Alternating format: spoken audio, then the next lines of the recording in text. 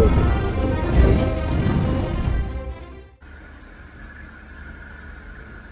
ẹ sọ fún ṣoore kó rọra ṣoore o, nítorí pé òre níwọ̀n. ẹ sì sọ fún ṣìkàṣìkà kó rọra ṣìkà, nítorí wípé ilé ayé tá a wà yìí kì í ṣàwà lọ. Yorùbá bọ̀ wọ́n ní bí wọ́n bá níkùn kó o ṣèkà, bó o bá rántí ikú gáà kó o ṣòtítọ́. Ọlọ́run ẹlẹ́dàá kò máa ní jẹ́rìí àrífẹsẹ̀ sùn, ohun tá a rò ọ̀tọ̀. Ọlọ́run ò ní já bá ohun tá a rò rárá o nígbèsí ayé wa. Orí ò máa ní padà di bímọ wa lọ́wọ́ bíi Oriyomi Hamzat àti Olori Naomi. Ọ̀tọ̀ lèròǹgbà wọn, ọ̀tọ̀ nìtàn bá.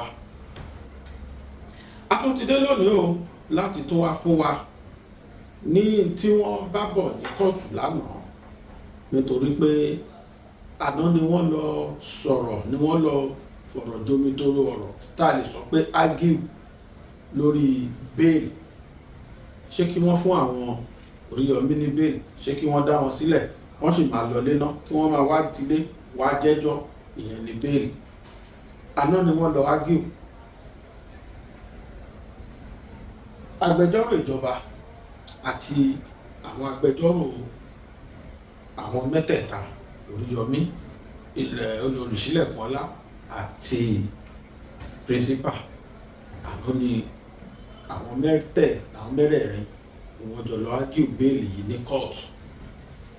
Olori Naomi náà sì jáde, òun náà wá sọ tẹnu ẹ̀ wípé bí ìjọba ìlú Ọ̀yọ́ bí wọ́n ṣe ti òun mọ́lé láìtọ́, gbogbo ẹ̀ náà la kà fún wa lónìí. Olori Naomi ló sọ bẹ́ẹ̀ o, ohun tó sì sọ wọ́n á kà fún wa.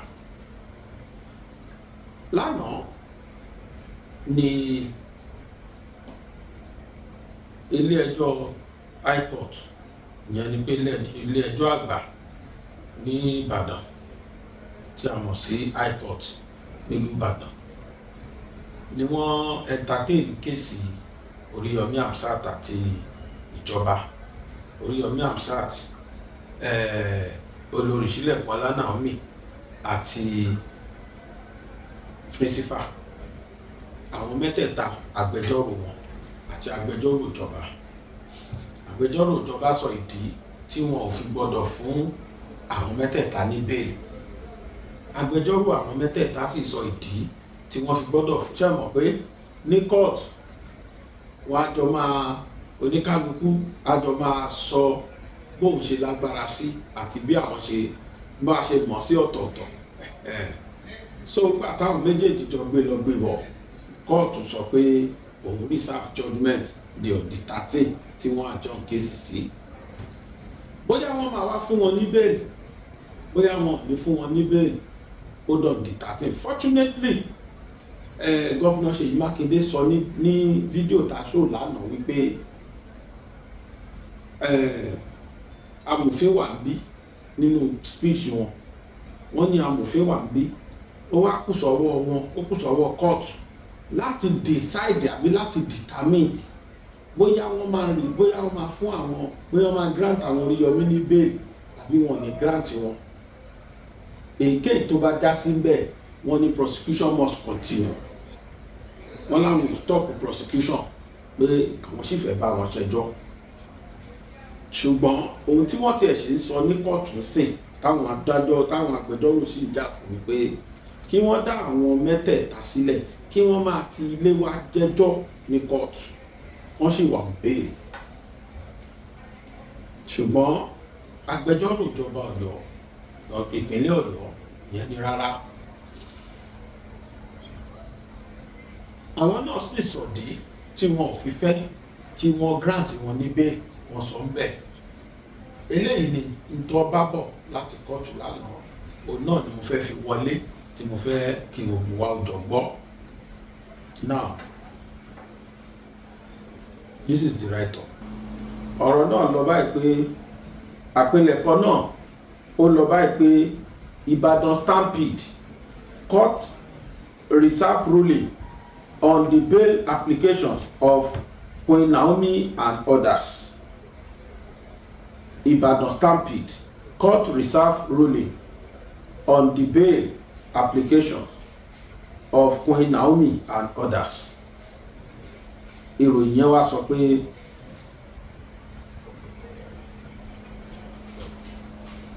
ní Oyo State High Court, the Oyo State High Court has reserved the decision on the bail applications of former Queen of Ife, Naomi Ogunwusi, Oriyomi Hamzat, and Abdullahi Fasasi. Wọ́n sọ fọ́dà pé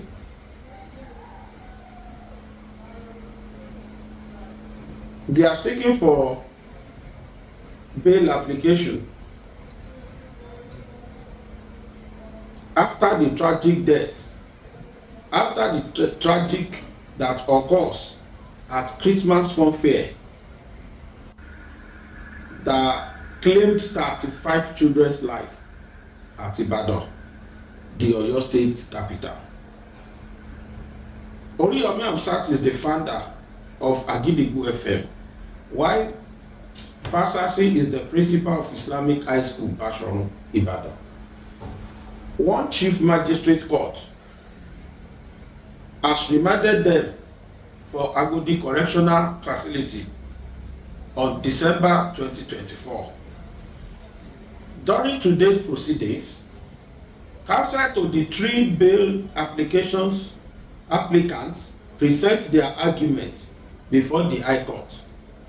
Barrister Adekunle Shobaloju, counsel for Oriyomi Hamzat, argued that his client does not have serious connection to the allegations and charges against him, and claimed that he only provided publicity and the venue for the event. Counsel to Olori Naomi argues that the Chief Magistrate Court lacked the jurisdiction, lacked the constitutional right to remand their client, as because of the jurisdiction, the magistrate lacked constitutional right to remand them. The Attorney General for your state, Abiodun Aikomo, argued that the three of them should be denied bail and request the denial of their bail in the court of law. Justice Kamarudin Olawoyin finally reserved the ruling on their bail application while adjourned the case on the 13th of January for ruling. Broken ni wọ́n kọ kìíní torí nínú BBC Pidgin òní mo ti lọ mú news yìí. Broken ni wọ́n kọ, èmi ni mo yí sí correct English fún ara mi. Broken ni wọ́n kọ. So ohun tá a nílò bẹ́ẹ̀ ni wípé lánàá òde yìí àwọn agbẹjọ́rò fún àwọn ẹni tá a fi ẹ̀sùn kàn àti agbẹjọ́rò fún ìjọba, àwọn méjèèjì fojú rinjú ní ilé ẹjọ́ lánàá ní High Court, which means ẹjọ́ yẹn ti kúrò ní Magistrate Court nìyẹn, ó ti dé High Court, which means wọ́n ti gba DPP advice ti dé, ó ti láwọn mẹ́tẹ̀ẹ̀ta lẹ́jọ́ jẹ́ náà ṣe transfer case yẹn lọ sí High Court. A sọ fún wa pé ìdí tí court ò ṣe tí release wọn tí wọ́n ṣe grant bail ní the last court tó ń lọ ojú wípé magistrate lack jurisdiction láti entertain àwọn irú àwọn offence tí wọ́n fi kan àwọn Oríyọmí. Torí ìdí èyí wọ́n ti gbé fáìlì wọn lọ sí DPP nígbà yẹn, ọ̀tí tí DPP bá sọ̀rọ̀ ni magistrate máa fi lè mọ̀ pé ṣóhun ṣe within the jurisdiction òun ni àbí the case has to be transferred to High Court. But a rí pé lánàá gbà tí wọ́n lọ sí court, High Court ni wọ́n lọ definitely, kọ́ọ̀sì yẹn ti kúrò ní magistrate kò ti lọ sí High Court. Now it means pé DPP advice sọ pé àwọn mẹ́tẹ̀ẹ̀ta lẹ́jọ́ jẹ́, it means pé DPP sọ pé wọ́n lẹ́jọ́ jẹ́ ló fi jẹ́ pé wọ́n gbé wọn lọ sí high court. Òótọ́ wá bá bọ̀ high court lánàá ó là ń sọ yìí, ṣùgbọ́n as soon as tí kóòtù tí ó sọ̀rọ̀ lórí pé òun reserve judgement bóyá àwọn grant wọn bẹ́ẹ̀ àbọ̀ òun ní grant wọn bẹ́ẹ̀, ẹ má jẹ́ ká gbàgbé pé gọ́fúnà Ṣèyí Mákindé sọ pé tọ́ba grant wọn bẹ́ẹ̀ lòun against ẹ̀ pé ó kù sọ́wọ́ court láti decide láti determine bóyá wọ́n entitled sí bail àbí wọ́n entitled sí, ó ní tọ́ba entitled sí òun against ẹ̀ pé but the only thing is particulate about is for the prosecution to continue. That is to say the governor is not ready to withdraw the case out of court. Implication kan tó ń sọ lánàá nìyẹn pé àwọn ready láti withdraw ẹ̀ kó court, wọ́n ready láti bá wọn ṣẹjọ́, but bóyá ọmọ máa gbé ilé wá jẹ́jọ́ yẹn bóyá àwọn ò ní gbélé wá jẹ́jọ́, governor ló kù sọ̀rọ̀ court láti dájọ́. Court náà dẹ̀ sọ sí pé àwọn reserve judgement, we reserve the judgement until adjudication day. Ọjọ́ adjudication day ọjọ́ the 13th tí wọ́n àjọ kéèsì sí, so gbogbo wọn á pàdé ńbẹ̀. Ìjọ yẹn ni Naomi Oriyomi àti principal máa mọ fate wọn, bóyá ń bọ̀ níjọ́ yẹn o bóyá tó ń bọ̀ ní lágbára Ọlọ́run bó ṣe máa rí nìyẹn á mọ̀ lọ́jọ́ yẹn.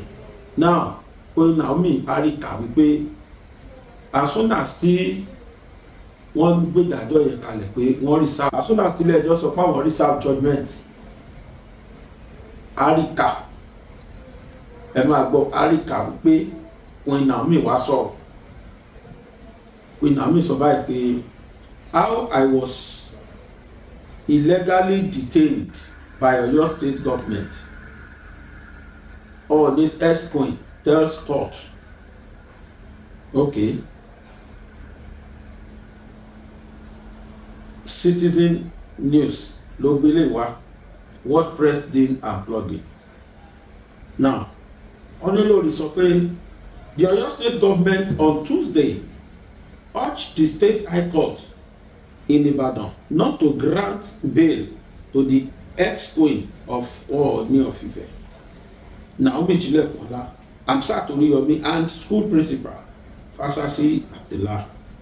The court had on the 24th December 24th remanded the trial in prison over the death of 35 children during a Christmas funfair they organized in Ibadan, which resulted in a fatal stampede.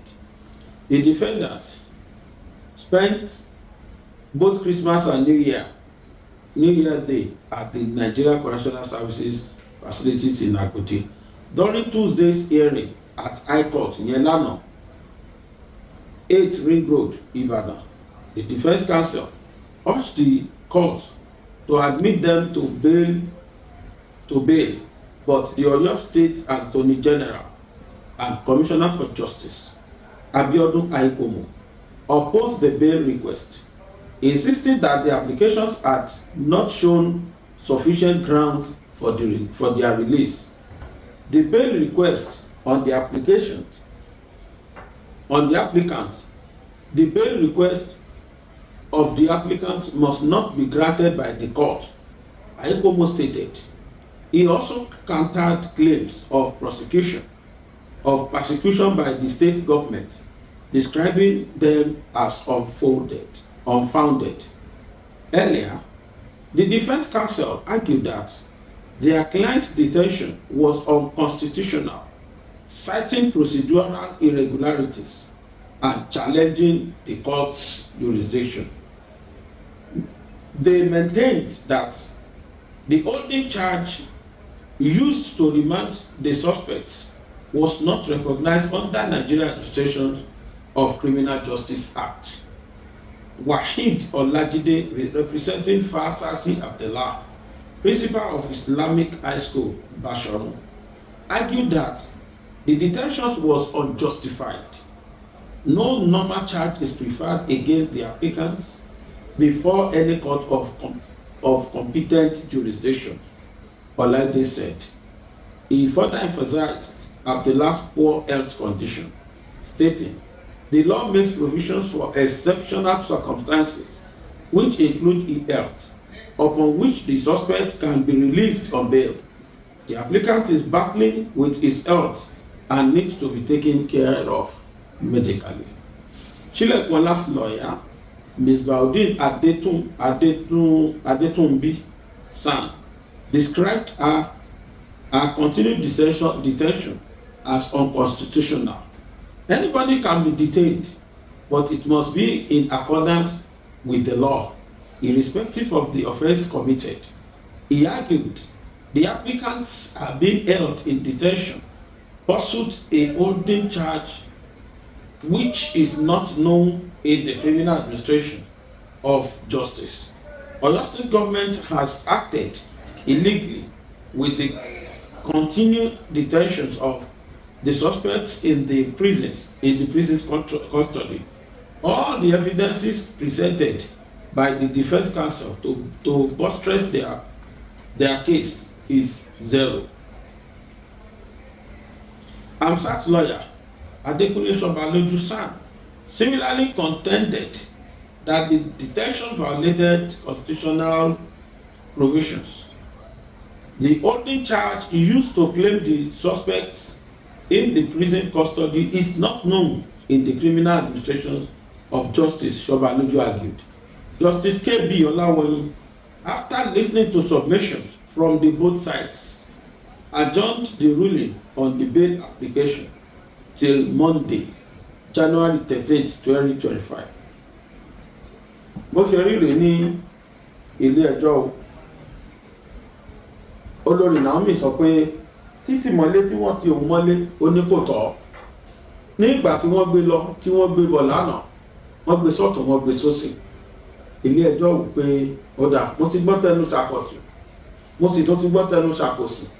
Ohun tó kù sí ni pé ìdájọ́ mi lórí ṣé kí n release wọn àbí kí n má release wọn ó di ọjọ́ Monday kẹ́tó gbọ́, which is on the 13th of this January 2025. High Court Ìbàdàn, ibẹ̀ náà ni ọ̀rọ̀ náà wà, ibẹ̀ lọ̀rọ̀ dé dúró. Now, mo ní lọ́ọ̀yà kan nínú ilé, àwọn kan lára wa ni wọ́n lọ interview bàbá yìí, wọ́n lọ interview lọ́ọ̀yà yìí. Lọ́ọ̀yà yìí jẹ́ kan nínú àwọn agbófinró tó mú oyún gbìn nínú ìkara wọn. Ó mọ iṣẹ́ yẹn pọ̀, orí ẹ̀ sì pé wọ́n wá lọ bá a. Lẹ́yìn lọ́ọ̀yà ẹyọ kan tá a fẹ́ ṣó yìí, lágbára Ọlọ́run, àwa náà tún sì máa lọ gba advice púpọ̀ lẹ́nu àwọn legal practitioners kiri. Àwọn kan wà tán ti dàgbà ọ̀jẹ̀ sí i, tán ti hold inú ẹ̀ tó jẹ́ pé ẹni ẹjọ́ tẹ bá rò wọ́n á sọ fún yín ibi tó máa já sí torí wọ́n ti pẹ́ lẹ́nu ẹ̀. Ọjọ́ àbòkí wọ́n ti pẹ́ nínú eégún, àbá Yorùbá ṣe máa sọ. Now, ìkan lára wọn wà lọ bá a. Tó ṣẹlẹ̀ níbàdàn yìí. Kí lẹ̀yin rí sí? Bàbá náà má sọ̀rọ̀ tó bà mí lẹ́rù o. Arákùnrin yẹn jẹ́ ká mọ̀ pé nínú òfin gbígbé tí wọ́n gbé wọn yẹn kò tọ̀nà. Èní nìyẹn lẹ́ẹ̀kejì. Wọ́n jẹ́ kó yé wa pé ní ìgbà tásìkò tó fẹ́ ṣe yẹn ò tí ì bẹ̀rẹ̀. Kí n tó bá ṣẹlẹ̀ gbà yẹn kì í ṣe fọ́ọ̀tì wọn. Mo lè sọ bẹ́ẹ̀ náà lánàá. Ṣùgbọ́n èmi ò ń ṣàgbófinró. Agbófinró lẹ́nu tó fẹ́ sọ̀rọ̀. Kódà ṣé ń ba ẹ̀ ni wọ́n ti lọ bá tó ti interview ẹ̀. Mo fẹ́ kí gbogbo àná kájọ tẹ́tílẹ̀ kájọ gbọ́ ohun tí lọ́ọ̀yà yìí sọ lórí kéèsì Oriyomi Hamzat àti Olori Naomi Àti principal. Nígbà tí mo wò lánàá, ìdùnnú díẹ̀ wà lára mi pé ó súnmọ́ kó jẹ́ pé àwọn Oriyomi máa padà borí ọ̀rọ̀ yẹn ni. Ó súnmọ́ kó jẹ́ pé ìjọ Monday tó ń bọ̀ yìí, ó súnmọ́ kó jẹ́ pé wọ́n máa fà àwọn Oriyomi lẹ̀ on bail kan sì máa lọ náà kọ́ máa wá gbélé jẹ́jọ́. Ẹ ṣáàjẹ́ ká máa wò torí pé lọ́ọ̀yà lẹ́nu tó sọ̀rọ̀ yìí, àwọn tí wọ́n sì jẹ́ lọ́ọ̀yà àtàgbófinró wọ́n mọ òfin, àwọn náà interpret law, àwọn ni wọ́n jẹ́ kí nǹkan tó jẹ́ òfin ó wà nílùú yàtọ̀ fún táwọn legislators bá jókòó legislate. Àwọn tó máa execute ẹ̀ ó làwọn executive bẹ̀ táwọn tó máa interpret ẹ̀ fún wa tó máa sọ túmọ̀ òun náà làwọn lọ́ọ̀yà àwọn legal practitioners òun náà lẹ́ni yìí sọ. Ẹ jẹ́ ká gbọ́ nǹkan tí lọ́ọ̀yà ẹ̀ sọ lórí kéèsì.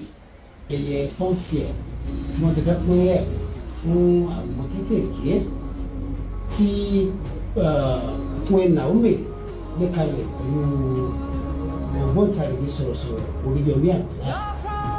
Nígbà tá a wò ní ìṣẹ̀lẹ̀ yìí a rí i pé ìṣẹ̀lẹ̀ náà jẹ́ ìṣẹ̀lẹ̀ tó gbomi sínú lọ́kàn jọjọ tó sì lágbára púpọ̀.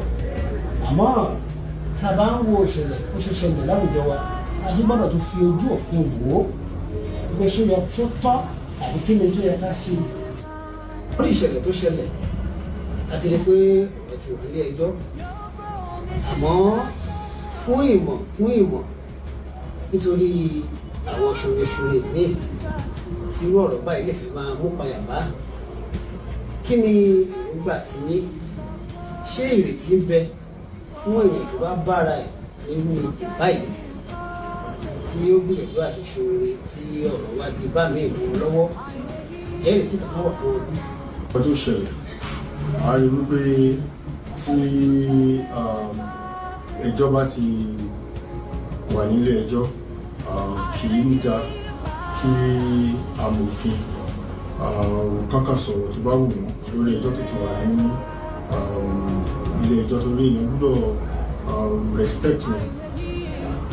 Àmọ́ àwa náà lè sọ opinion wa tá a lè gbọ́dọ̀ offend àwọn tó ń ṣe ẹjọ́ lọ́wọ́ àti adájọ́.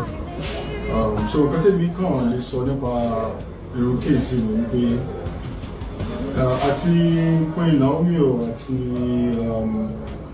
Hamzat àwọn méjèèjì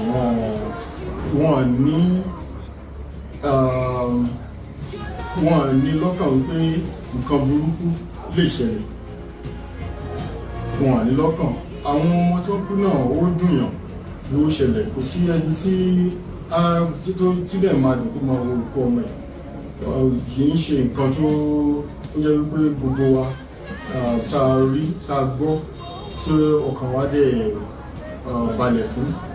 Àmọ́ ilé tó ṣẹlẹ̀ a lè sọ wípé wọ́n mọ̀ ṣe. Inú òfin dẹ̀ ní ó pín sí méjì, èèyàn gbọ́dọ̀ wo nǹkan méjì tí a bá fẹ́ wò bóyá èèyàn lè jẹ̀bi.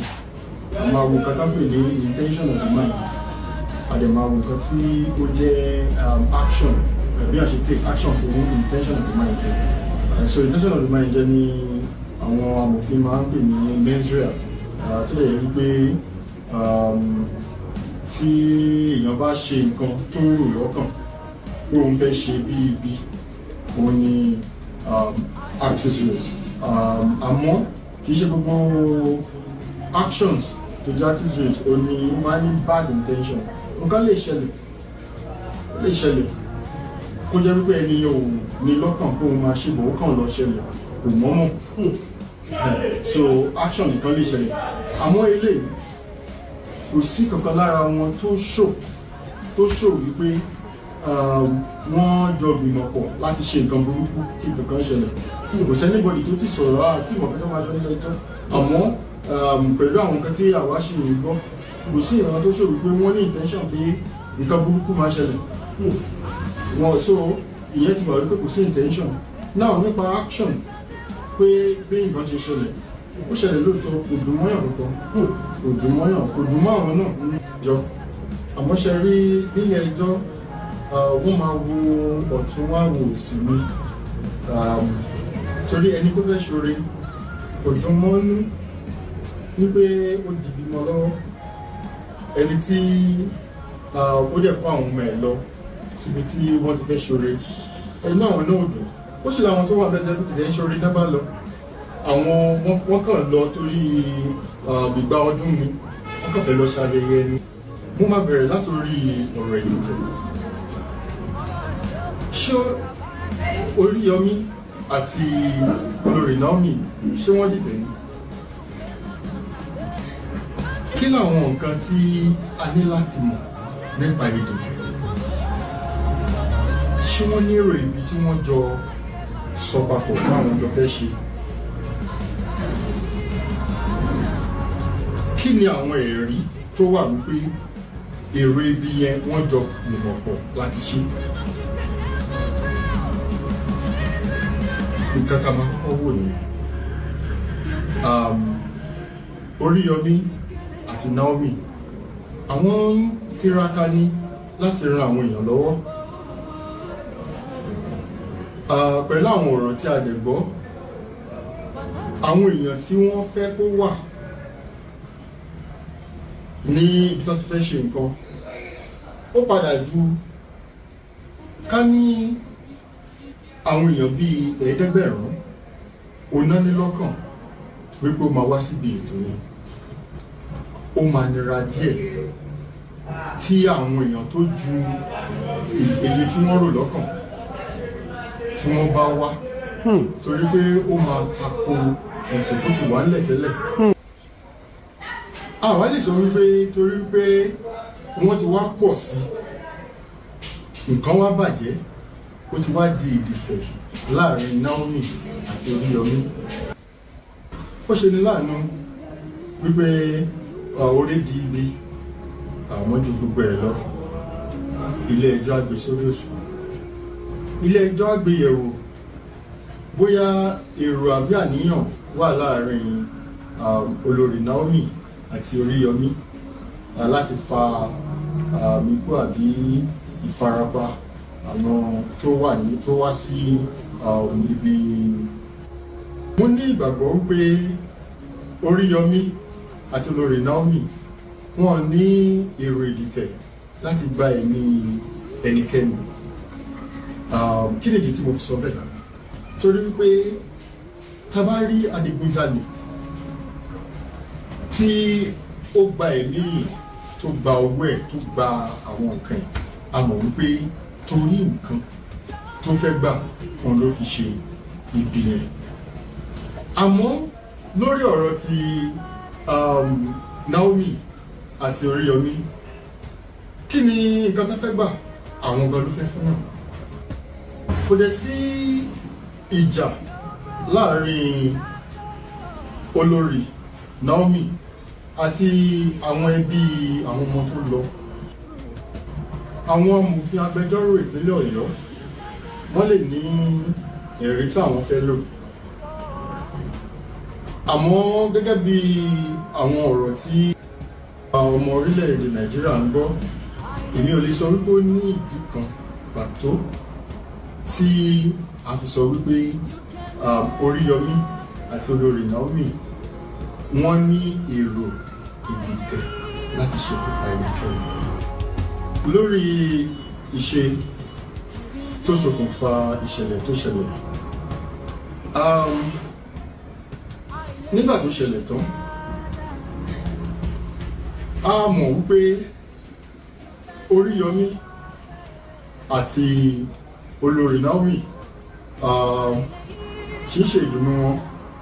Àwọn fúnra wọn kọ́ ló ṣe nǹkan tó ṣẹlẹ̀, torí pé àwọn èrò ń rọ́lura wọn, wọ́n ń tẹra wọn ló jẹ́ orí bẹ́ẹ̀. Kì í dẹ́yìn ṣe ẹ̀bi àwọn tó kú náà rárá. Ó kàn jẹ́ ọjọ́ burúkú ni, kì í ṣe jẹ́ àwọn náà. Wọ́n wá ṣàjọyọ̀ ni, àwọn kan sì ní tiraka láti gba ìwọ̀n. Ẹ bá dẹ̀ rí bí ìlú ṣe rí, ìlú le, ebi wà. Mi ò sọ wípé ìjọba jẹ́ kí ebi kó wà, àmọ́ àwọn ètò tíjọba gbélé lẹ̀ fún kó lè dá ó jẹ́ kí ebi ń pa àwọn ará ìlú. Kó lè dá náà níjọba ń tiraka. Àwọn nǹkan tí ó lè jẹ́ kí àwọn èrò pọ̀ láti fẹ́ gba nǹkan nìyẹn. Àmọ́ kì í ṣe gbogbo èèyàn náà ló fẹ́ gba nǹkan, àwọn èèyàn nìkan fẹ́ lọ fún àjọyọ̀. Ní báyìí, ó ti wà wípé àwọn tó fẹ́ ṣorí wọ́n máa bẹ̀rù káwọn má ṣe orí ṣe.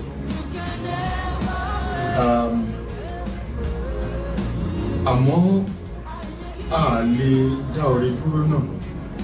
Ẹni tó bá máa ṣorí á sì ṣe, torí ìgbà míì bá ò fẹ́ ṣorí, ó ní nǹkan tó wà nínú àwa èèyàn tá mú wa fẹ́ ṣe nígbà tá bá ní. Ẹlòmíì tí ò ṣorí torí kò tí ì ní ni o, ẹ jẹ́ kó ní ẹ̀rí pé ọwọ́ ẹ̀ là. Àwọn tó wá ní tàn ṣe ń kọ́ láàrin. àwọn tó ní tí wọ́n ṣe nǹkan tí ó máa ń mú ẹlòmíì má fẹ́ ṣe ni pé tí ẹrù bá pọ̀ jù bí ẹrù ilé ẹbí àwọn nǹkan tó yẹ kó ṣe àbí ohun gan wà ní gbèsè àbí ó ní nǹkan tí ohun gan fẹ́ ṣe fúnra rẹ̀ tó wọ́n ò tí ì ṣe òun ló máa ń jẹ́ orí wípé ẹlòmíì àkòṣe ìyẹn ní lóòótọ́ ó dẹ̀ lè má ṣe àmọ́ òun náà ló máa mọ̀dí tó wọ́n ò fi ṣe ẹni tó bá ń ṣoore tó ń ṣe torí ẹlẹ́dàá ọba òkè kó lè bẹ̀rù jù àmọ́ ẹni tó bá ń ṣe torí èèyàn á lè díẹ̀ ara àwọn oore tó dára jù ó di oore téèyàn ṣe fún ẹni tó bẹ̀bẹ̀ fún àwa lè sọ wípé pẹ̀lú gbogbo àwọn nǹkan tí a gbọ́ lẹ́nu lọ́ọ̀yà yìí ó ń fi mí lọ́kàn balẹ̀ pé most likely kí àwọn Oriyomi rí dájọ́ òdodo kí wọ́n rí gbà pẹ̀lú gbogbo àwọn nǹkan tí lọ́ọ̀yà yìí sọ yìí ó jẹ́ ká mọ̀ pé ìjọba dandan ni kán ṣe nǹkan fẹ́ ṣe torí pé tá a bá wò lọ wò bọ̀ lóòótọ́ tírú ẹ̀ bá ṣẹlẹ̀ bẹ́ẹ̀ tíjọba kàn panu mọ́ tàbí tó jẹ́ pé àwọn tí èèyàn wọn kú ni wọ́n ti pàtàkì tí wọ́n dẹ̀ fi Oriyomi lẹ̀ tí wọ́n fi Naomi lẹ̀ tí wọ́n rìn tí wọ́n ṣe tíjọba ò ṣe kankan sí ó dangerous fún ìjọba ó dangerous fún kárí àjọba pàápàá jùlọ political kárí àwọn because ẹ má gbàgbé àwọn opponent náà wo gọ́fúnà Ṣèyí àwọn nǹkan tó ń ṣe tábàrú ti pẹ̀lá ìjọ àbàjẹ́ tábàrú ti pẹ̀lá ìjọ ò ní dùn olọ̀rọ̀ tó wà lẹ́yìn mo ti sọ níjẹta gọ́fúnà try láti wò pé well let me do the needful káwọn èèyàn má lọ bínú pé wọ́n pààyàn tó yẹn state ò ṣe nǹkan kan sí bọ̀ n tí mo kàn wò lọ́kàn tèmi tẹ́lẹ̀ nìyẹn ìjọba ṣe bọ̀ bí erébèrè à ń pè ní ọ̀wẹ̀ ó ní àgbo nínú à ń pè lọ́wọ́ ìlàwọ̀ ọ̀nà tábàrùkù bó ṣe rí nìyẹn pé bí àjọba mọ̀ọ́mọ̀ gbé wọn kódà for their own protection láti má sọ àwọn náà lẹ́nu ẹ̀yìn lẹ́pọ̀ mọ́ bí wọ́n bá rìn kiri tán rí pé wọ́n free wọ́n ṣe tó wọ́n kiri ayé tó all embraces is always ephemeral they will sing Hosanna today they will sing crucify him tomorrow ìjọba ó lóun ò disturb wọn pé kí wọ́n má grant wọn bail ìyẹn lásán ti tó dùnú fún wa torí tó wá pé bí council ìjọba bó ṣe sọ̀rọ̀ tíjọba náà jáde pé I am the one that sent my council the first council this time around àwa lánàá n tó sọ yẹn correct kọ́ máa fi búlé ọ̀fà gbòó kọ́ máa dẹ̀ tó jẹ́ pé wọn ò ní tí tó sọ yẹn ó kọ́ àwọn ò gbà kí wọ́n fún wọn béèlì